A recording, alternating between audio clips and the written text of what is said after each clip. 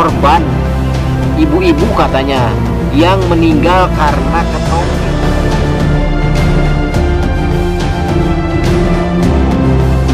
Apakah cairan tersebut berbahaya bagi manusia atau tidak ketika kena kulit? Jelas.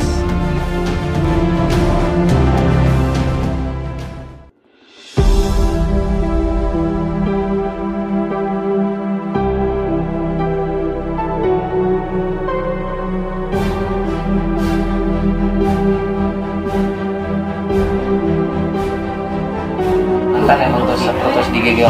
Cara penanganan awalnya seperti apa? Nah, ininya dari pundak belakang.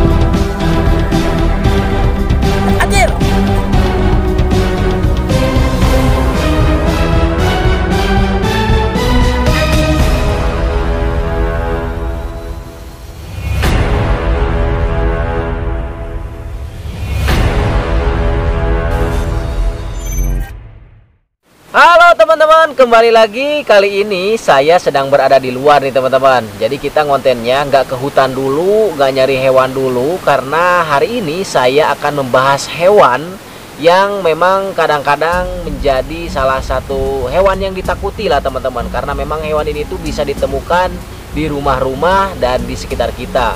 Padahal hewan ini sebetulnya memiliki manfaat dalam kehidupan kita sehari-hari loh teman-teman. Nah, hewan ini adalah ketonggeng teman-teman. Nah, oke, saya sudah bawa ketonggengnya. Nah, ini lihat teman-teman. Jadi ini merupakan ketonggeng atau bahasa baratnya ini Pinogarun. Nah, Pinogarun ini sebetulnya terkadang kalau di luar juga sering disebut sebagai web scorpion atau kalajengking cambuk loh teman-teman. Nah, karena dia ini sekilas memang hampir mirip dengan kalajengking. Tapi bukan hanya kalajengking teman-teman, dia juga mirip dengan laba-laba.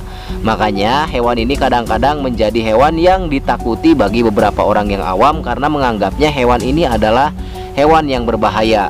Nah, terus ini bukan merupakan serangga ya teman-teman. Jadi ini adalah hewan dari kelas arachnida ya teman-teman. Jadi kalau serangga itu kan insekta, beda-beda lagi. Kalau insekta kan ciri khasnya memiliki sayap, terus ada beberapa pasang kaki. Kalau ini enggak teman-teman. Cuman memang ini juga merupakan filium daripada Arthropoda ya teman-teman. Nah, si ketonggeng ini sendiri kenapa saya ingin bahas, kenapa saya ingin menyampaikan pembahasan tentang si ketonggeng ini. Yang pertama, banyak banget requestan dari bulan-bulan sebelumnya ketika saya ngetes sengatan-sengatan kalajengking. Katanya dari si ketonggeng ini dulu gitu ya teman-teman, saya sempat baca komentarnya, cuman kayaknya di video mana gitu lupa lagi, bahwa ada korban ibu-ibu katanya yang meninggal karena ketonggeng teman-teman. Nah, itu pemberitaannya membuat saya penasaran ya teman-teman. Padahal sebetulnya ketika saya cari pemberitaan, ketika saya cari referensi dan keterangan mengenai si ketonggeng ini bukanlah hewan yang berbahaya bagi manusia. Walaupun mereka ini memiliki ciri khas pertahanan yang sangat unik, yaitu dia ini bisa mengeluarkan cairan, nah, yang memang sangat-sangat menyengat sekali, dan itu baunya, aromanya adalah seperti cuka loh teman-teman. Nah, sebetulnya cairannya bukan dikeluarkan dari bagian sensornya yang ini nih, bukan. Tapi kalau kita pegang, kita pegang dulu.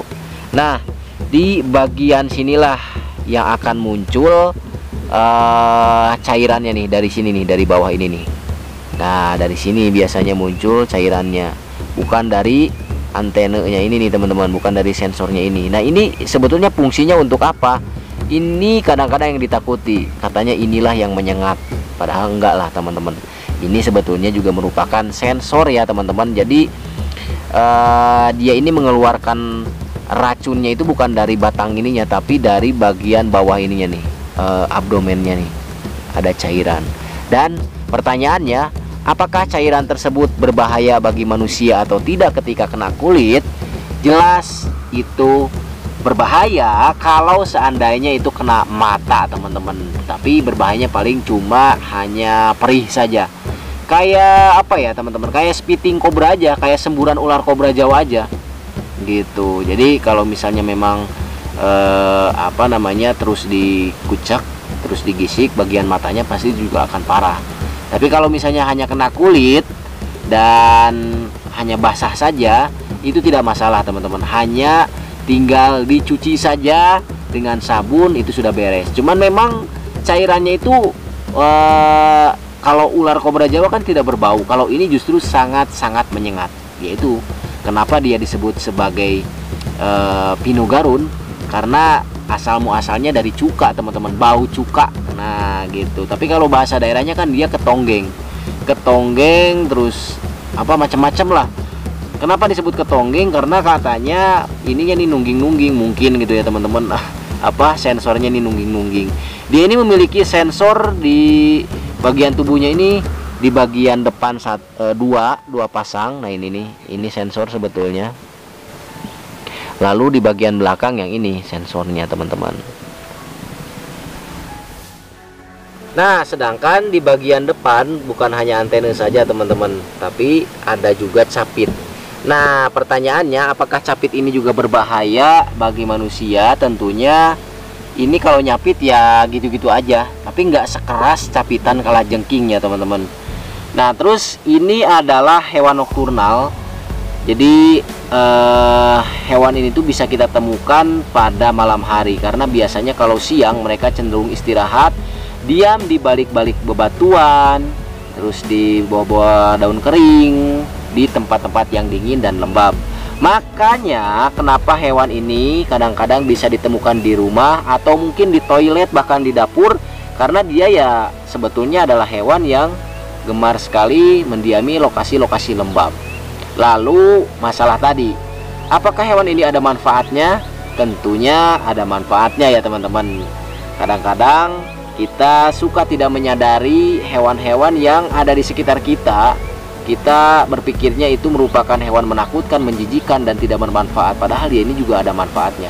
Manfaatnya adalah dia ini adalah merupakan predator alami bagi kecoa teman-teman. Nah kalian pasti takut kan dengan yang namanya kecoa, geli, takut, dan lain sebagainya.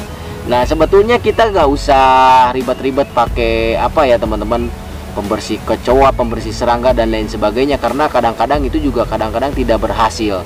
Nah kalau misalnya si ketonggeng ini dibiarkan berada di sekitar kita atau di rumah kita, sebetulnya ini adalah manfaat ya bagi kita, bermanfaat bagi kita untuk ya tadi mengusir ataupun mengontrol populasi kecoa yang banyak banget di rumah kita teman-teman. Nah mana mungkin ya Tuhan yang Maha Kuasa menciptakan suatu makhluk tapi tidak manfaatnya? Tentunya pasti ada manfaatnya. Salah satunya ini buktinya, si ketonggeng ini berfungsi untuk mengusir kecoa yang ada di rumah kita. Tapi ketika di alam, mereka bukan hanya memangsa kecoa saja ya teman-teman, bisa serangga-serangga lain, bisa hewan-hewan kecil lainnya. Bahkan terkadang ketika mereka merasa terdesak dan tidak ada makanan, mereka juga bisa menjadi kanibal alias memangsa rekan-rekan mereka sendiri, sesama ketonggengnya sendiri. Nah daripada kita penasaran, nih, saya akan coba beberapa kali tes ya buat teman-teman semuanya. Ini ketika saya pegang bagian sensorik ininya nggak ada masalah coy. Tuh, nggak ada masalah. Tuh. Cuman ketika saya cium, ini benar-benar baunya bau cuka coy.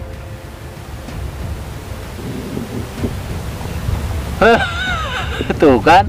Jadi dia ini benar-benar mengeluarkan aroma cuka yang sangat-sangat asam banget.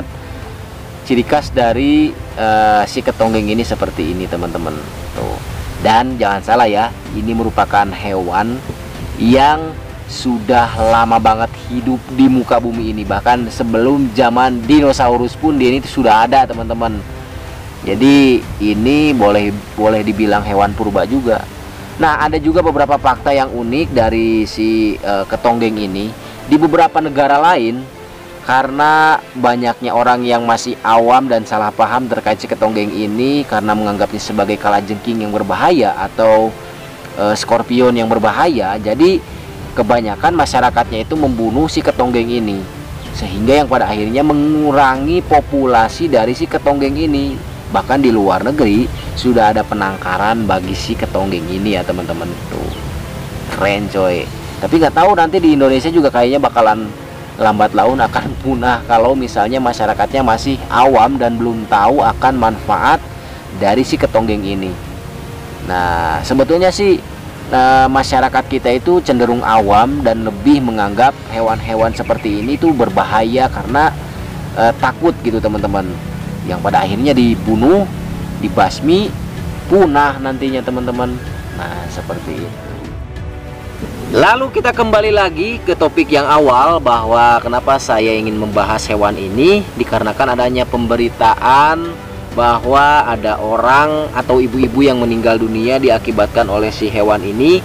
Berarti kita sudah membuktikannya secara langsung dan membahas buat kalian semuanya, hewan ini sekali lagi tidak berbahaya bagi manusia ya teman-teman. Jadi kalau misalnya kalian menemukan ketonggeng ini ketika di rumah, jangan dibunuh coy, mending dibiarkan saja. Atau kalau misalnya tidak mau berada di area rumah, lebih baik dipindahkan saja, jangan dibunuh lah. Karena dia ini memang bukanlah hewan yang berbahaya bagi manusia ya teman-teman.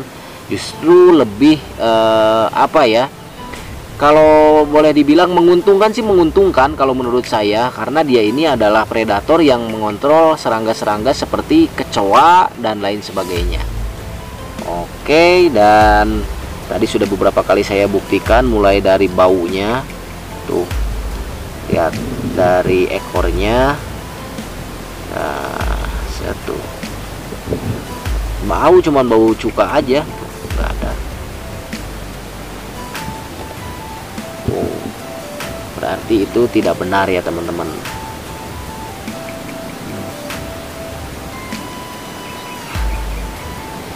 Bener-bener bau cuka coy. Nah teman-teman, ini sudah saya bahas, yang pada intinya tadi kalian juga sudah dapat menyimpulkan. Jadi sekali lagi, hewan ini tidak berbahaya bagi manusia ya teman-teman. Dan ini bukanlah kalajengking coy, bukan hewan yang menyengat gitu, tapi pertahanan mereka hanya mengeluarkan bau saja. Ya mungkin untuk pembahasan hari ini itu saja, karena walaupun mungkin ini sepele, tapi menurut saya wajib disampaikan, terutama bagi orang-orang yang awam dan belum tahu. Karena kalau misalnya belum tahu, pasti sampai saat kapanpun gitu teman-teman, pasti akan menganggap hewan ini tuh berbahaya bagi manusia.